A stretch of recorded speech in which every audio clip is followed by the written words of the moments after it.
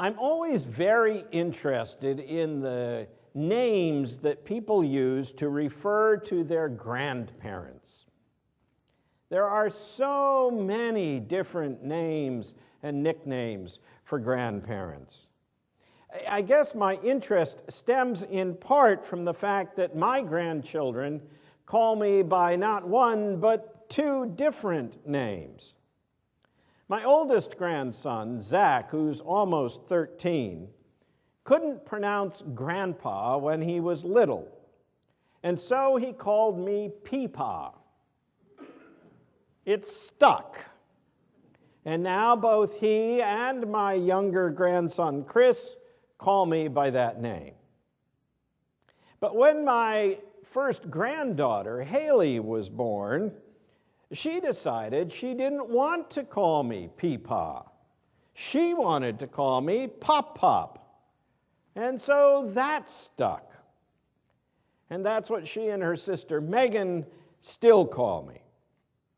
And while it's confusing at times, it does seem to have worked out. Grandsons call me Peepaw, and granddaughters call me Pop Pop. But then our youngest child, my daughter Elizabeth, and her partner Erica, decided to move towards adopting two little girls of their own. And so when Amira and Giselle came on the scene early this summer, I very adamantly suggested that we stick to this gender-related way of referring to me. And it worked. Amira and Giselle call me Pop Pop.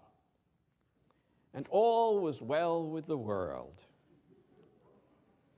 That is until last month, when little Megan decided to throw a monkey wrench in and start calling me Peepaw. You see, she had heard her boy cousins call me that and decided, as she put it, that must be your real name, so that's what I'm going to call you.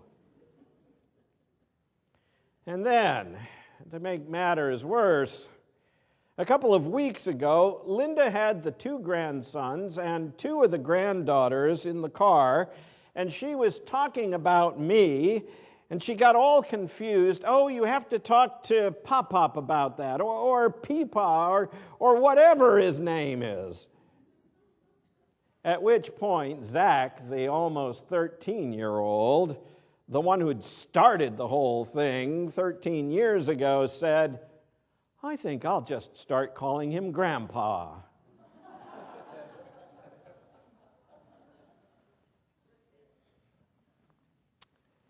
We don't know what Timothy called his grandfather, nor, for that matter, do we know what he called his grandmother.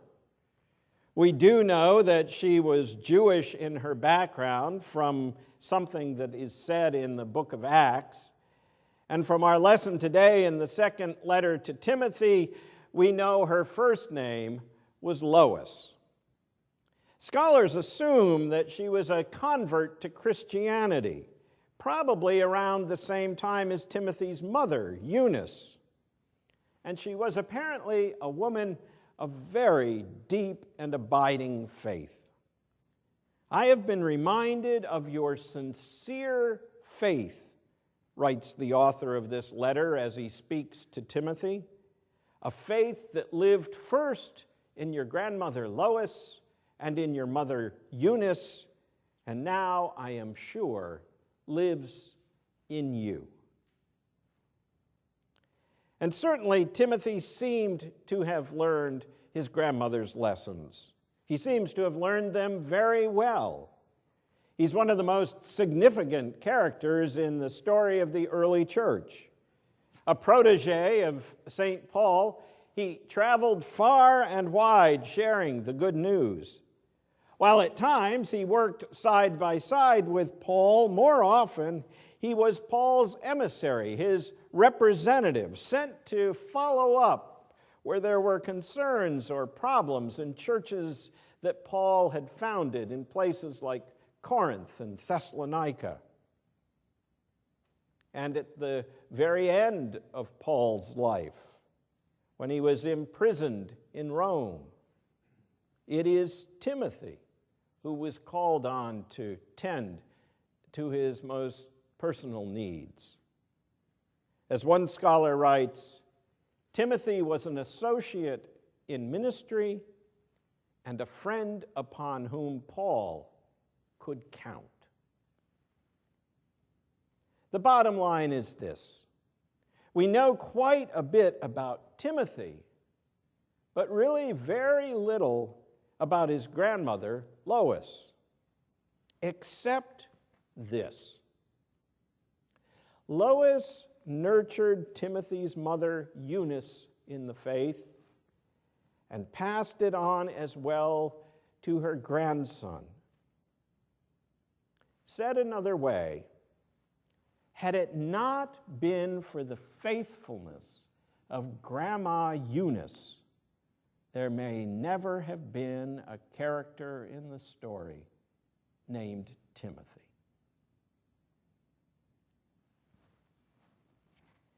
Thinking about Timothy and the lessons he learned from his grandmother caused me to consider my own grandparents and the lessons I learned from them.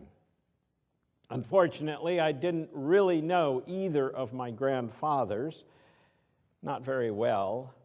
My mom's dad died when I was only 6, and my father, unfortunately, was essentially estranged from his father. My paternal grandmother actually lived with us for a bit when I was very young, but she too died when I was only 6. So the grandparent I knew best and the one who made the greatest mark on my life was my mother's mother, Sue Sherwood. We just called her Grandma. Grandma was a Vermonter. She was raised in North Bennington and lived most all of her life in Bennington itself. And she was a real Yankee, through and through. Unlike many women her age, though, she was not only a wife and a homemaker, she was also a breadwinner. And not just a breadwinner, but the chief breadwinner. Indeed, for a short period of time, she was a single mother. Her second husband, my grandfather, was a Harvard graduate and a civil engineer. But when the Great Depression hit, Grandpa lost his position and never worked again as a civil engineer. Much of the time my mother was growing up, Grandpa was an underpaid custodian. So Grandma carried much of the financial load. You see, my grandmother was a pioneer in the business world. She was a working mother long before that phrase was in vogue. She kept tabs on her children, my uncle and my mother, Connie and Tom, by having lunch with them every day at the knitting mill. The knitting mill where she was not only the treasurer, but also, mind you, in the 50s, the vice president. Grandma believed in the dignity of work and in the dignity of the individual worker. She believed in the worth of each and every individual and never allowed stereotypes to get in the way of a person's inner potential. She demonstrated that in the workplace and at home. When my mother was in 6th grade, a teacher told Grandma that Mom would never even get so far as graduating from high school. When my Uncle Tom headed off to forestry school, folks told Grandma that that's a real waste of your money. But she believed in her children, and she conveyed that sense of confidence to both of them, even as she would convey it to her grandchildren in later years. And in the end, my mother, her daughter, and my uncle proved proved the naysayers wrong. Mother did make it out of high school, and Uncle Tom didn't waste her money. In fact, in the end, they both got PhDs and had enormously successful careers. Which all makes sense. One of Grandma's favorite sayings was, "There's magic in believing." There's magic in believing. Believing in your cause, believing in God, believing in others, and perhaps for her most importantly, believing in yourself and your own abilities. It's not what you think you are, she would tell us. You are what you think.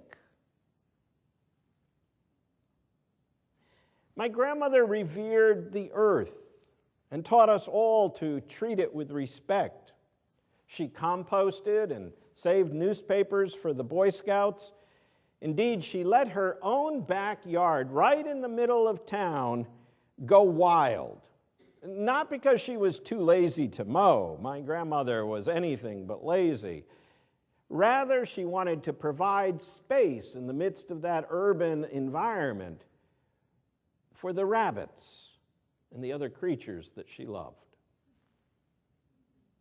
And she honored the body as well. Physical exercise was always part of her life. She could be seen even in her 87th year, walking the hills, and they are prodigious, the hills of Bennington. And when Vermont winters made walking outdoors treacherous, she would do 20 laps around the furnace in the basement. But Grandma was not a materialist. She firmly believed there was more to life than what met the eye. She was what experts today call SBNR. SBNR, spiritual but not religious. To the best of my knowledge, she was never a member of any church and rarely attended services. Indeed, when my mother got religion in her teen years, Grandma had no trouble with her attending the church of her own choosing. "Just don't make us go," she said. But there was no question that Grandma believed in a reality greater than this world and this life. When her older and much beloved brother Jim died, and she went to the wake, she looked down into the coffin and she said, "That's not Jim. That's just the house he lived in."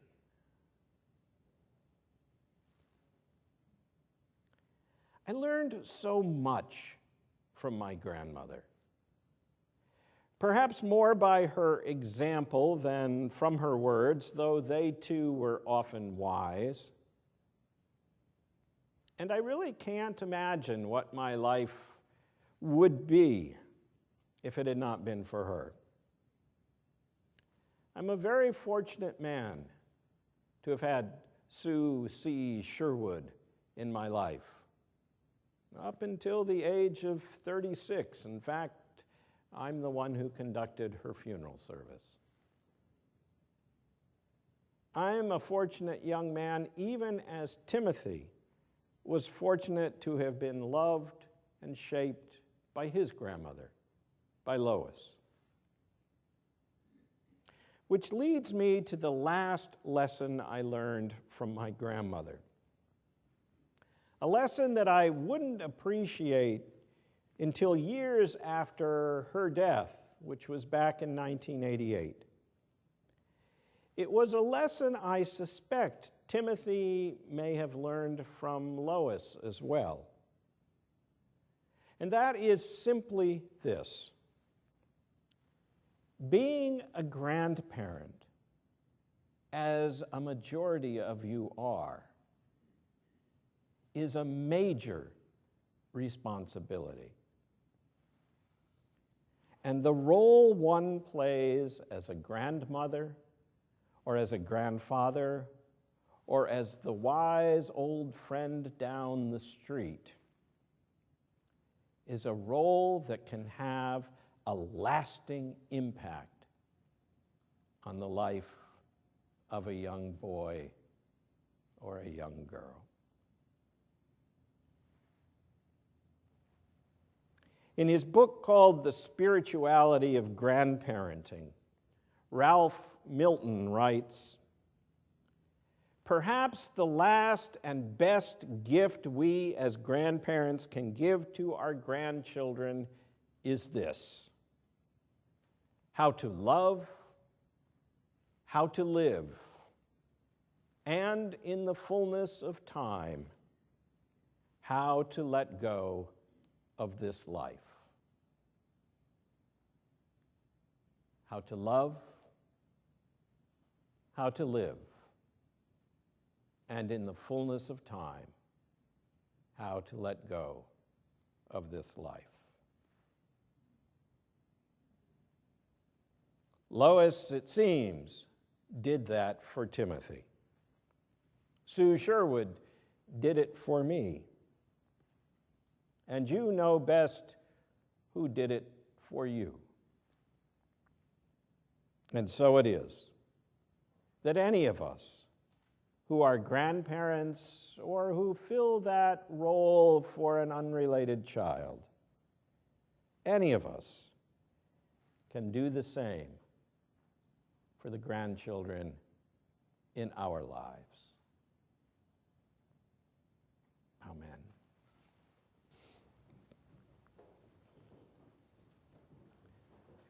Sisters and brothers, remember, if you will, that hymn we just sung is a hymn that is spoken from God's perspective.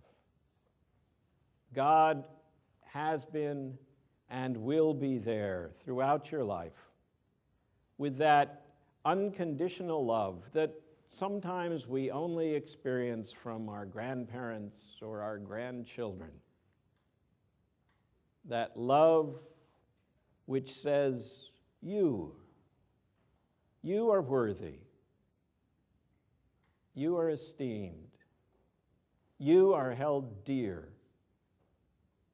That love that says, you count and will always count.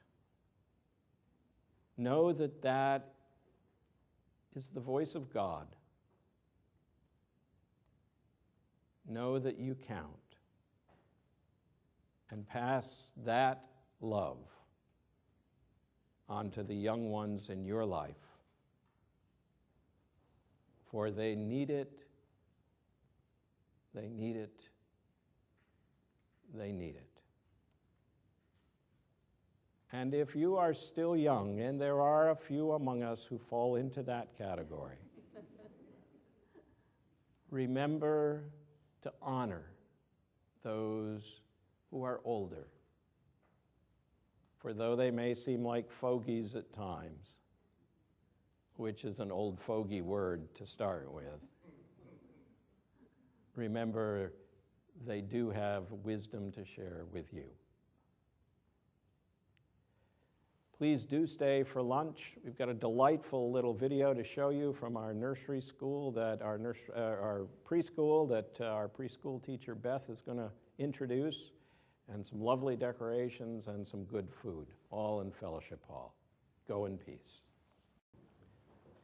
Sisters and brothers, remember, if you will, that hymn we just sung is a hymn that is spoken from God's perspective.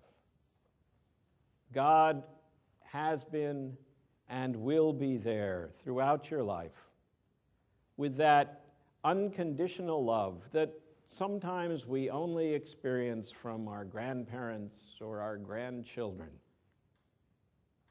That love which says, you You are worthy.